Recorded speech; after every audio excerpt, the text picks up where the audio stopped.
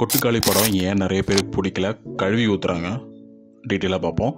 கொட்டுக்காளி, வாழை இந்த 2 படங்களும் ஒரே டைமில் வந்திருக்கு. நிறைய பேருக்கு இது டபுள் ட்ரீட், ஆனால் நிறைய பேருக்கு டபுள் டிசப்பாயின்மெண்ட் கூட சொல்லலாம்.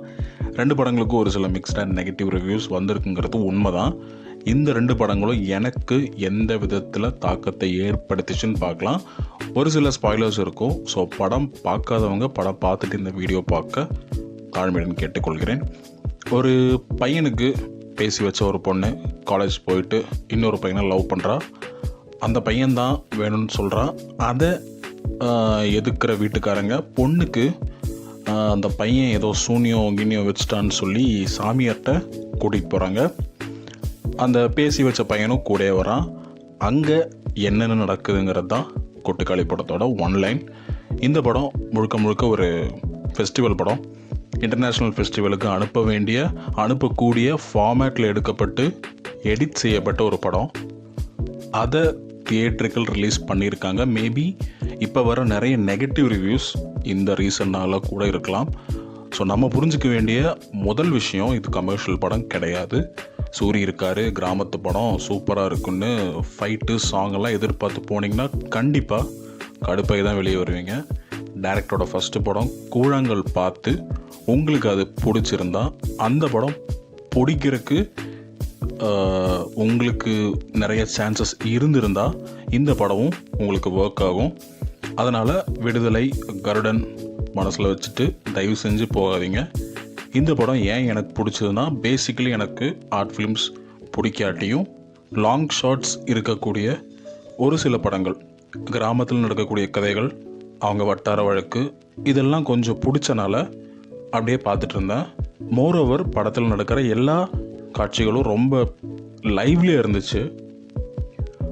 ஒரு ஆட்டோ, பைக்கு, M80ன்னு 3 வண்டிங்க படம் ஃபுல்லாக ஓடிட்டே இருக்கும். நம்மளும் அவங்க கூட ஒரு பேசஞ்சராக உட்காந்து போகிற மாதிரி ஒரு ஃபீல் எனக்கு கிடச்சிது. கேமரா ஒர்க் சூப்பராக இருந்துச்சு. சூரியெல்லாம் ஒரிஜினலாகவே ஒரு ஆக்டர் மாதிரியே தெரியல. ஏதோ அக்மார்க் கிராமத்தில் இருக்கக்கூடிய ஒரு இளந்தாரி பையன் எப்படி இருப்பானோ அதே மாதிரி தான் இருந்தார். நடிச்சிருக்காருங்கிறதெல்லாம் சொல்லவே முடியல. அதே மாதிரி தான் எல்லா ஆக்டர்ஸும், சேவல், மாடு உட்பட எல்லோரும் நடித்த ஒரு படம் தான் இதுவாக தான் இருக்கும். ஃபஸ்ட்டு 10 நிமிஷத்தில் படத்து கூட உங்களால் கனெக்ட் ஆக முடியலன்னா இன்னொரு 10 நிமிஷம் கொடுத்து பாருங்கள்.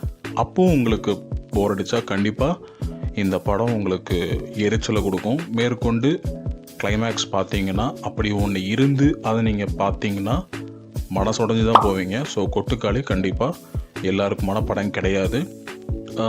குடும்பங்குட்டியோட டிக்கெட் எடுத்து போகிறதுக்கு முன்னாடி நல்லா யோசிச்சுக்கோங்க. இது பேசிக்கலி ஒரு ரோட் மூவி, ஒரு ஜேர்னி. ஒரு இடத்துல ஸ்டார்ட் ஆகி ஒரு இடத்துல முடியுது. அதில் என்னென்ன நடக்குது, என்னென்ன தடங்கல்கள், பயணிக்கிறவங்களோட மனநிலை, அவங்களுக்குள்ள நடக்கும் கான்வர்சேஷன்ஸ், இதெல்லாமே தான் காட்டுறாங்க. அதை நம்ம எப்படி பார்க்குறோங்கிறது தான் இந்த படத்தோட ஓவரால் எக்ஸ்பீரியன்ஸ். ரொம்ப காம்ப்ளிகேட்டடான ஒரு சிச்சுவேஷன், காம்ப்ளிகேட்டடான மனிதர்கள், இவங்களோட ஒரு நாள் வாழ்க்கையை அப்படியே ஒரு 1.5 மணி நேரம் நம்ம முன்னாடி ப்ளே பண்ணி காட்டுறாங்க. சிசிடிவி ஃபுட்டேஜ்னெல்லாம் நிறைய பேர் கிண்டல் பண்ணிகிட்டு இருந்தாங்க. எஸ், மிகப்பெரிய பொறுமை வேணும் கொட்டுக்காளி பார்க்குறக்கு. ஆனால் இது உங்களை ரசிக்க வைக்குதாங்கிறது உங்களுடைய தனிப்பட்ட விருப்பம், தனிப்பட்ட பாயிண்ட் ஆஃப் வியூ, இதெல்லாமே சார்ந்திருக்கு. ஜேசிபி மன்னனோன்றது ஒரு ப்ராசஸ் தான். ஆனால் அதை நம்ம 1 மணி நேரம்னாலும் 2 மணி நேரம்னாலும் பார்த்துட்ருப்போம். யானை மணிக்கணக்காக ஒரே போஸில் தான் நிற்கும். அதையும் நம்ம ரொம்ப நேரம் பார்த்துட்ருப்போம், போரே அடிக்காது.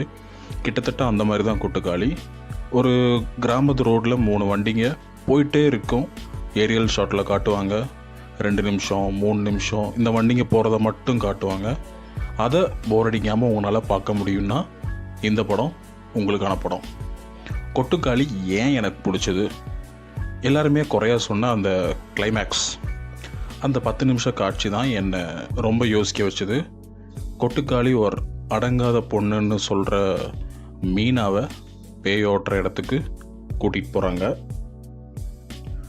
அங்கே இவங்களுக்கு முன்னாடியே ஒரு பொண்ணை பேய் ஓட்டிகிட்டு இருக்கார் அந்த சாமியார். அவர் பண்ணுற ப்ராசஸை, கிட்டத்தட்ட ஹோல் ப்ராசஸை ஒரு 5 நிமிஷம் சீனாக நமக்கு முன்னாடி காட்டுறாங்க.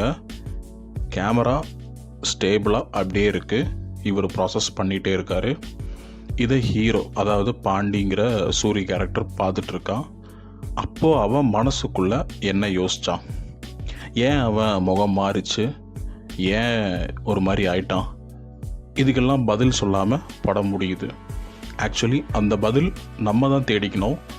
நம்ம வீட்டில் ஒரு பொண்ணுக்கு பேய் பிடிச்சிருக்குன்னு சொல்லி கூட்டிகிட்டு வந்து ஒரு சாமியார் இந்த மாதிரிலாம் நம்ம முன்னாடியே பண்ணிட்டு பேயெல்லாம் போயிடுச்சு, தைரியமாக வீட்டுக்கு போங்கன்னு சொல்கிறப்போ உங்கள் மைண்டு எப்படி வேலை செய்யும், என்ன யோசிக்கும்? அதுதான் கொட்டுக்காளி படத்தோட கிளைமேக்ஸ். ஜாதியை வச்சு ஒரு பொண்ணோட காதலை அழித்து பேய் பிடிச்சிருக்கோன்னு சொல்லி ஏதோ ஒரு சாமியார்கிட்ட கூட்டிகிட்டு போய் அவன் கண்ட கருமாந்திரம் எல்லாம் பண்ணிட்டு எல்லாமே சரியாயிருச்சுன்னு சொல்கிறப்போ அதை நம்புகிற நீ எவ்வளோ முட்டாள். இதை காலங்களாக நம்பி வேலை பொழப்பே இல்லாமல் இந்த மாதிரி இடத்துக்கு வந்து டைம் வேஸ்ட் பண்ணிவிட்டு நம்மளை நாமே ஏமாத்துகிற எத்தனையோ பேர் இப்போ இருக்காங்க. அந்த மூட நம்பிக்கை எவ்வளோ பெரிய கேலி கூத்தாக இருக்குது. அதை எவ்வளோ கூலாக நிறைய பேர் பண்ணிகிட்ருக்காங்க, எவ்வளோ பேர் நம்புகிறாங்க. இது எல்லாத்தையும் ஒரு கேள்வியாக டைரக்டர் நம்மக்கிட்ட கேட்குறாரு. ஆன்சர் நமக்குள்ளே தான் இருக்குது. இதை நம்பிக்கைகள், இந்த மாதிரி மூட நம்பிக்கைகள் உங்களுக்கு இருந்தால் மேபி கொட்டுக்காளி உங்களுக்கு பிடிக்காமல் போகலாம். இதெல்லாம் கோமாளித்தனம்னு நினச்சிங்கன்னா கொட்டுக்காளி கிளைமேக்ஸ் உங்களை கொஞ்சம் நேரம் யோசிக்க வைக்கும். ஆனால் ஒன்று நிச்சயம், தமிழ்நாட்டில் இந்த மாதிரி ரிச்சுவல்ஸ் நடக்குதுன்னு மேபி உலகத்துக்கே தெரிய போகுது. இந்த படம் நிறைய உலக சினிமா ரசிகர்கள் பார்க்க போகிறாங்க, நிறைய நாட்டிலேருந்து பார்க்க போகிறாங்க. அவங்களோட கமெண்ட்ஸ் இந்த படத்துக்கு ரொம்பவே முக்கியமானது. மேபி டைரக்டரோட இன்டென்ஷனே இதுவாக கூட இருக்கலாம். ஓவரால் கொட்டுக்காளி எக்ஸ்பீரியன்ஸ் பண்ணுங்கள். பிடிக்கலாம், பிடிக்காமல் போகலாம். இதை ஒரு எக்ஸ்பீரியன்ஸாக வச்சுக்கோங்க.